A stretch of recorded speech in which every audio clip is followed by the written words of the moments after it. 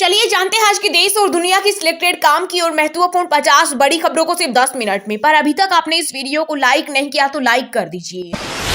देश में लागू हुए आम आदमी से जुड़े 5 बड़े बदलाव, हर घर हर जेब पर दिखाई देगा असर। कॉमर्शियल एलपीजी सिलेंडर 72 रुपए तक हुआ सस्ता, वहीं एटीएफ के दाम घटने से फ्लाइट टिकट भी हो सकती है सस्ती। इसके अलावा आधार पेन लिंक न होने पर अब देना होगा ज्यादा टैक्स।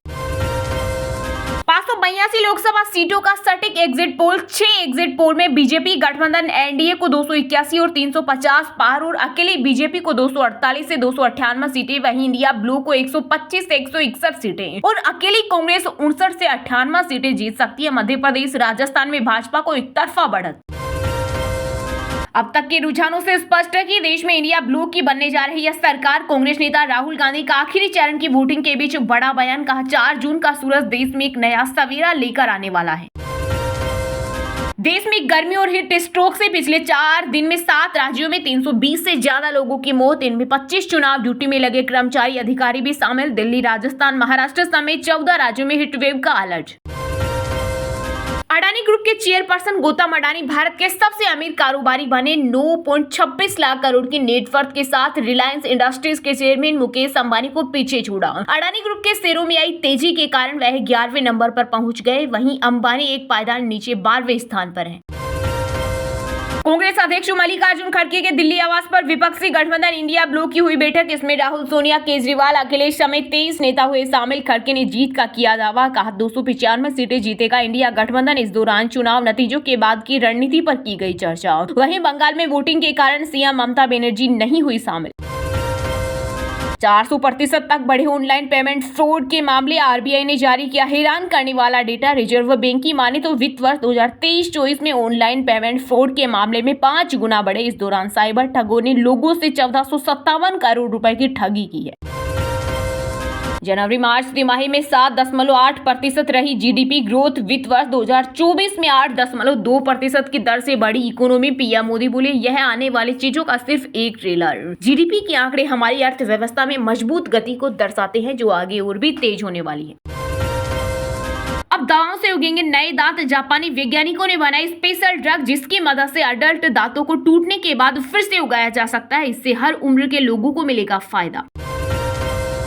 कांग्रेस ने एग्जिट पोल की टीवी डिबेट से किया किनारा, कहा हम टीआरपी के खेल का हिस्सा नहीं बनेंगे। 4 जून को परिणाम सबके सामने होंगे। वहीं बीजेपी अध्यक्ष जेपी नड्डा बोले, नतीजों से पहले ही विपक्ष ने मान ली हार, किस मुंह से मीडिया और जनता को फेस करेंगे।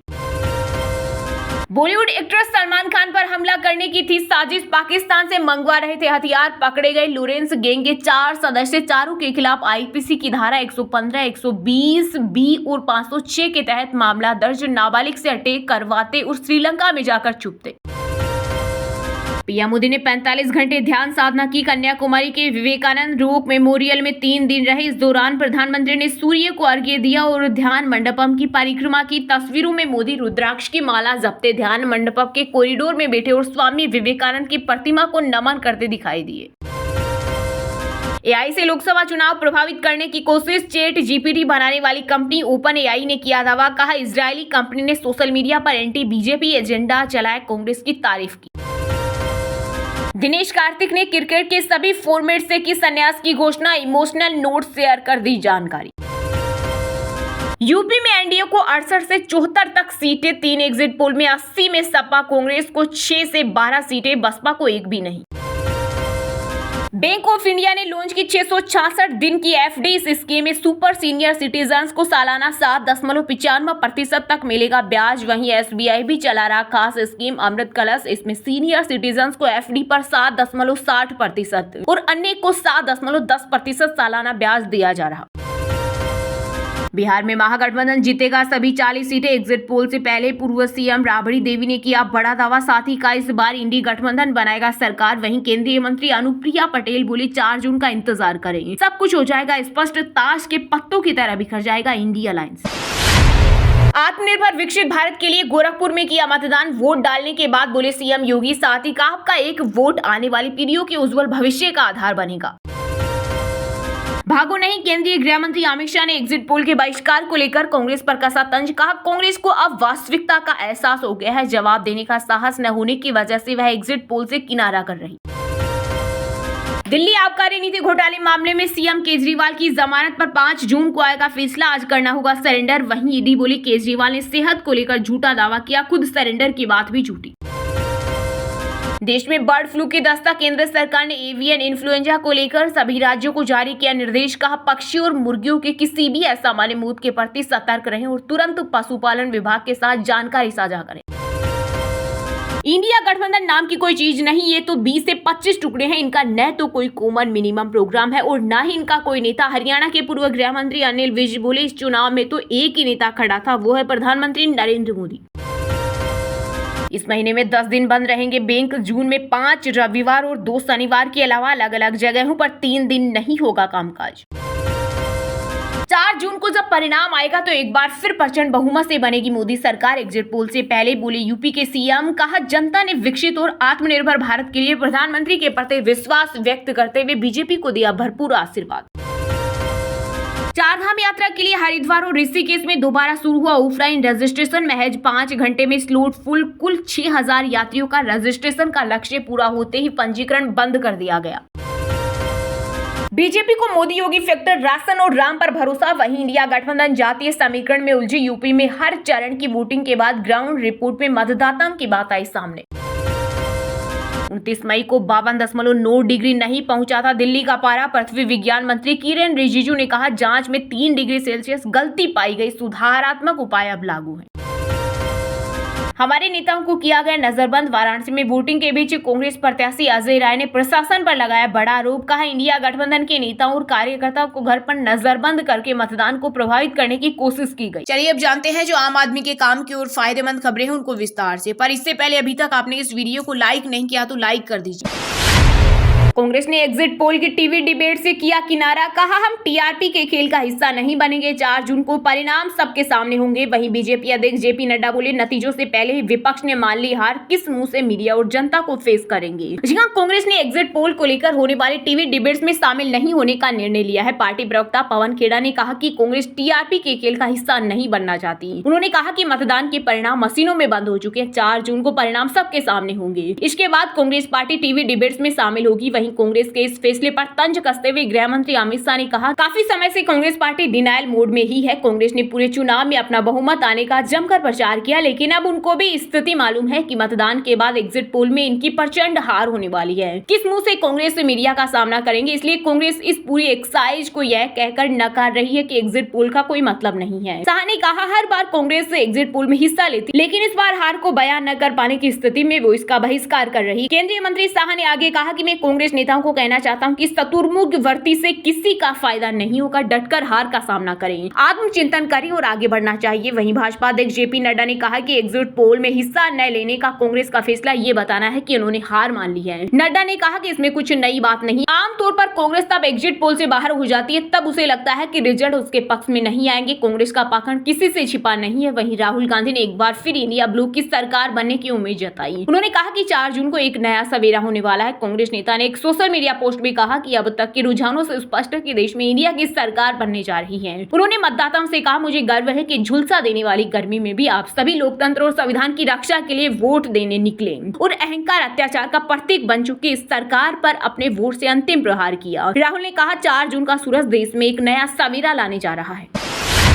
पीएम मोदी ने 45 घंटे ध्यान साधना की। कन्याकुमारी के विवेकानंद रॉक मेमोरियल में 3 दिन रहे। इस दौरान प्रधानमंत्री ने सूर्य को अर्घ्य दिया और ध्यान मंडपम की परिक्रमा की। तस्वीरों में मोदी रुद्राक्ष की माला जपते ध्यान मंडपम के कॉरिडोर में बैठे और स्वामी विवेकानंद की प्रतिमा को नमन करते दिखाई दिए। जी हां, पीएम मोदी ने कन्याकुमारी के विवेकानंद रॉक मेमोरियल में 45 घंटे की ध्यान साधना की। वे 30 मई की शाम को कन्याकुमारी पहुंचे थे। उन्होंने स्वामी विवेकानंद की प्रतिमा के सामने ध्यान लगाया। इसके बाद प्रधानमंत्री ने विवेकानंद शिला के पास स्थित तमिल कवि तिरुवल्लुवर की 133 फीट ऊंची प्रतिमा के दर्शन किए और उन्हें नमन किया। इसके बाद वे दोपहर 3 बजे विवेकानंद रॉक मेमोरियल से बाहर निकले। बीते दिन यानी 1 जून को ध्यान का तीसरा दिन था। सूर्योदय के समय मोदी ने सूर्य को अर्घ्य दिया और ध्यान मंडपम की परिक्रमा की। इस दौरान तस्वीरों में मोदी रुद्राक्ष की माला जपते ध्यान मंडपम के कॉरिडोर में बैठे और स्वामी विवेकानंद की प्रतिमा को नमन करते दिखाई दिए। वहीं मोदी के ध्यान के खिलाफ तमिलनाडु कांग्रेस कमेटी ने मद्रास हाईकोर्ट में याचिका दायर की है। याचिका में कहा गया है कि प्रधानमंत्री की विवेकानंद आनंद रोक यात्रा पर कोई आपत्ति नहीं कर सकता, लेकिन लोकसभा चुनाव 2024 के 7वें फेज की कूलिंग पीरियड के दौरान उनकी यात्रा हिंदू भावनाओं को भड़काने और अपने आधिकारिक पद का दुरुपयोग करके वोट हासिल करने की कोशिश है, इसलिए इस पर कार्रवाई होनी चाहिए। उधर पीएम मोदी के कन्याकुमारी दौरे को लेकर एक संगठन थंग थाई पेरियार ने मदुरै में प्रधानमंत्री के विरोध में काले झंडे दिखाए। इसी संगठन ने एक्स पर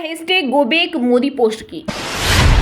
आम आदमी को मिली मामूली राहत, कमर्शियल एलपीजी सिलेंडर 72 रुपए तक हुआ सस्ता। वहीं एटीएफ के दाम घटने से फ्लाइट टिकट भी हो सकती है सस्ती। इसके अलावा आधार पेन लिंक न होने पर अब देना होगा ज्यादा टैक्स। देश में हर महीने की पहली तारीख को कई बदलाव देखने को मिलते हैं। ऐसे ही नया महीना यानी जून भी अपने साथ कई बदलाव लेकर आया है, जो सड़क पर वाहन चलाने से लेकर आपके घर की रसोई तक पर असर डालने वाले। इनमें एलपीजी सिलेंडर की कीमत से लेकर ड्राइविंग लाइसेंस बनवाने के नए नियम तक शामिल। आइए ऐसे ही 5 बड़े बदलाव के बारे में जानते हैं जो हर घर और हर जेब पर असर डालने वाले साबित होंगे। कमर्शियल गैस सिलेंडर के दाम 72 रुपए तक घटे। ऑयल मार्केटिंग कंपनियों ने 19 किलो वाले कमर्शियल सिलेंडर के दाम 72 रुपए तक घटा दिए हैं। दिल्ली में अब 69 रुपए 50 पैसे घटकर 1676 रुपए हो गई। पहले ये 1745 रुपए 50 पैसे मिल रहा था। वहीं कोलकाता में 72 रुपए कम होकर 1787 रुपए मिल रहा है। मुंबई में सिलेंडर 1698 रुपए 50 पैसे से 69 रुपए 50 पैसे कम होकर 1629 रुपए का हो गया है। चेन्नई में सिलेंडर 1840 रुपए 50 पैसे मिल रहा है। हालांकि 14.2 केजी वाले घरेलू गैस सिलेंडर के दाम में कोई बदलाव नहीं हुआ है। आधार पेन लिंक न होने पर देना होगा ज्यादा टैक्स। अगर आपने अपने पेन को आधार से लिंक नहीं कराया है तो आज से ज्यादा टीडीएस कटेगा। इनकम टैक्स डिपार्टमेंट ने टैक्स पेयर से 31 मई से पहले